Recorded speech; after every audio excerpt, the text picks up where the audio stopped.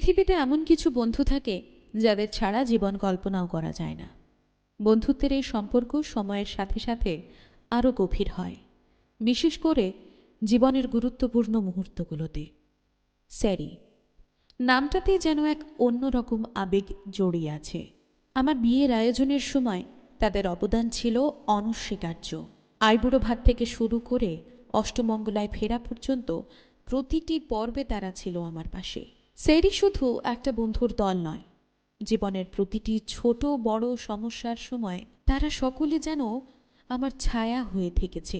বিয়ের সময় যখন আমি দুশ্চিন্তায় ভুগছিলাম, তখন সেরির উপস্থিতি আমার মনের জোর অনেক বাড়িয়ে দিয়েছিল। বন্ধুর মতো নয়, পরিবারের সদস্যের মতো পাশে থেকেছে। বিয়ের সকল প্রস্তুতির সময় সেরির সাহায্য ছিল অমূল্য।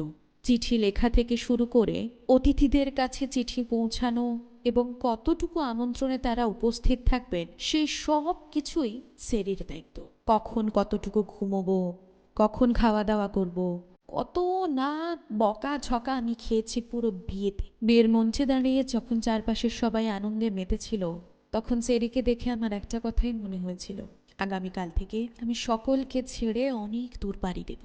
বন্ধুত্বের এই মধুর সম্পর্ক আমাদের জীবনের পথ চলাকে আরও সহজ করে তোলে। সেরি শুধু একটি নাম নয়, আমার জীবনের এক অবিচ্ছেদ্য অংশ। সবার সঙ্গে কাটানো প্রতিটি মুহূর্ত আমার কাছে অমূল্য। জীবন জুড়ে এমন কিছু মানুষ থাকে যাদের অবদান কখনোই ভোলা যায় না। সেরি তেমনই একটি বন্ধুর দল, যার ভালোবাসা এবং সঙ্গ আমার জীবনের প্রতিটি অধ্যায়কে আলোকিত করেছে।